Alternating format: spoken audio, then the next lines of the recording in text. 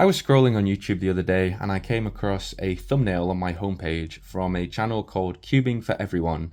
And the thumbnail had a scramble on it and the title of the video was The Luckiest Scramble.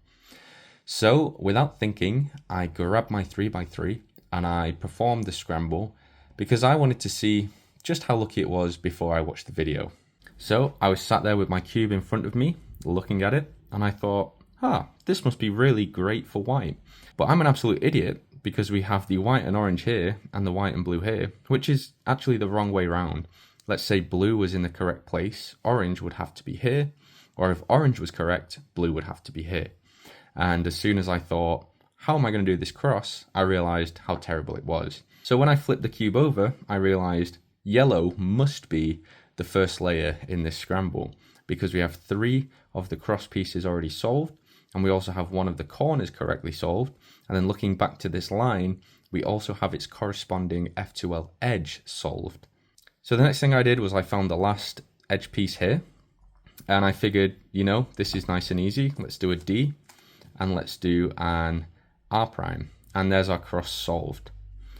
And I noticed we had this lovely pre-built F2L pair here. So I inserted that without any problem. And then I thought, hang on a second, this isn't the luckiest scramble ever because I have to now build the remaining pairs. So I built the yellow, orange and green pair and inserted it. And then we found the final pair at the back here.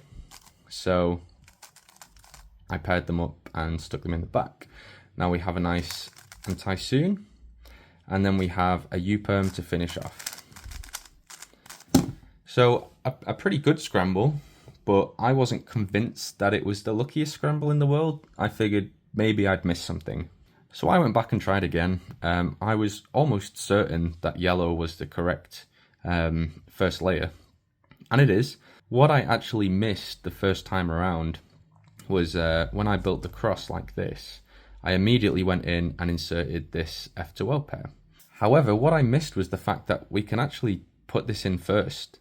So if we do a U2, we actually pair up this 2x2x1, and then we do a D move to open up the remaining cross slot and we pop it in.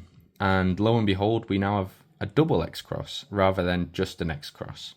So by basically adding 1 move to the cross, we've built an extra F2L pair. And that's not where it ends because we have a pre-built F2L pair right here. And that's a 3 mover to insert.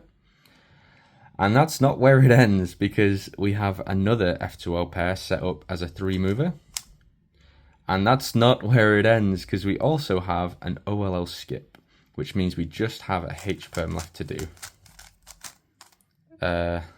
We just have a H-perm left to do. What? We have a Z-perm?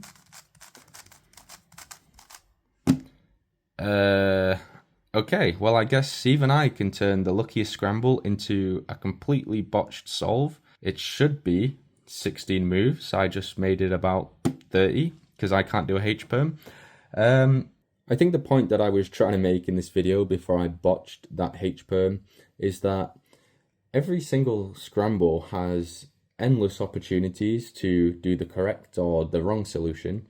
I mean, my first instinct was to do the white cross because that's what I'm used to. But even when solving the yellow cross, it was still a really good scramble, but I completely missed basically 1 move that would transform the way that the cube was solved.